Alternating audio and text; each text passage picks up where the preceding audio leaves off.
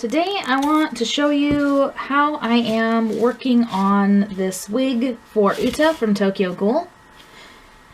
The base wig that I started with basically was a super short black wig. It didn't have this piece here in it. It was about this length all the way around. It's about as short as you can buy most wigs. And it already had kind of a side part. I took this half, which is going to be the buzz cut half for his hairstyle, and I cut it as short as I could.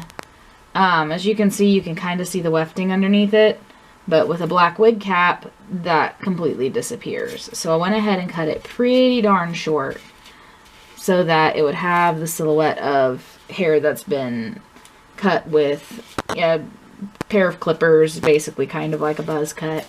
This piece that I've added is actually the same stuff as I have right here, which is clip-in weft. And all I have done is removed the clips so that it's just a single piece of weft.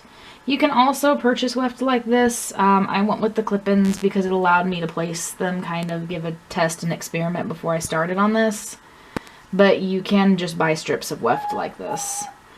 And what I did when I worked on him is I separated my fibers out and I put this along where I wanted his part to be, and I simply stitched it in through the actual underlayer of the wig, so this lace part here, all the way along here.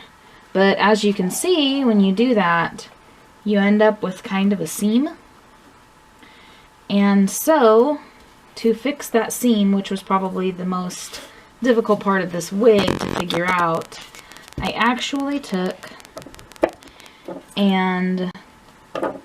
fibers, just a few at a time, from the short part of the wig, and I would gather them up on my needle to just kind of get up underneath them.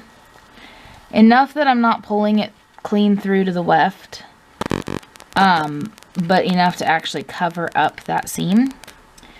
And what I did all the way along it is I brought my needle up from underneath through the wig, up and over, and I used the thread to actually pin those in place.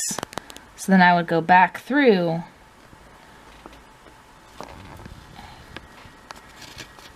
and I would have that thread actually pin those fibers that I pulled up into place and holds them down.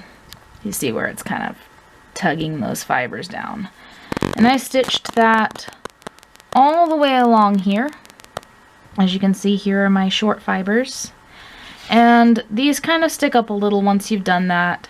To remedy that, I'm going to put some hairspray, or with this wig in particular, since this is not a heat resistant wig, I'm going to go over it with just the faintest of my hair dryer on a low setting, and that'll cause those to kind of straighten out and stretch a little bit and smooth in with this long piece.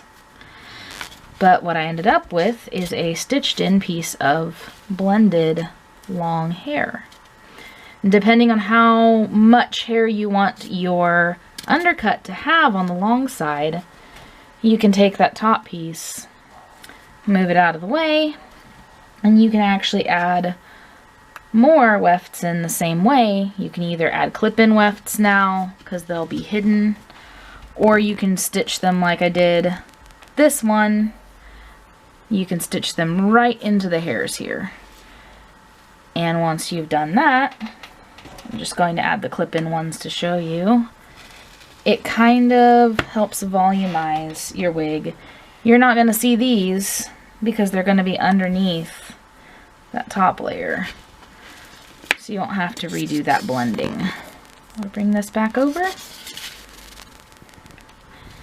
And you'll have a lot more volume on your long side. So the more layers you add on this side of the hair, the more volume you're going to get. You could even go so far as to just add several layers of weft if you really wanted to give this a nice voluminous look. And that is pretty much how I'm doing the undercut portion of the wig.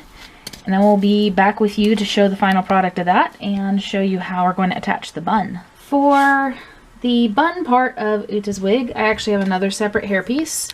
This is designed to go over existing ponytail or a bun. It's got little clips in it, but I'm going to stitch it in permanently to make it part of the wig. So I'm going to pull it pretty tight because I kind of like it a little bit smaller. Tie off the part that tightens so that it stays at that length right there, and just snip that away. We don't have to worry about that part. Now I'm going to take this netted wefting that is part of this bun, and I'm also going to stitch that into the wig itself.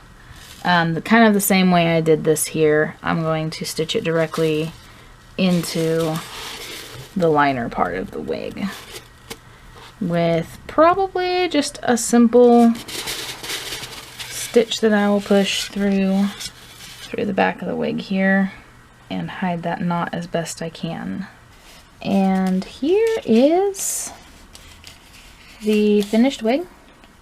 I have just stitched this on to the back wefting of the wig. So it's stitched all the way around and kind of styled it over. I made sure it was in line with this so that it gives the illusion that this hair was also long in the back and then is just pulled into the bun. And I have added the other layers of weft up here on top. So there are 3 total layers on the long side, and this is completed Uta, my precious trash can son.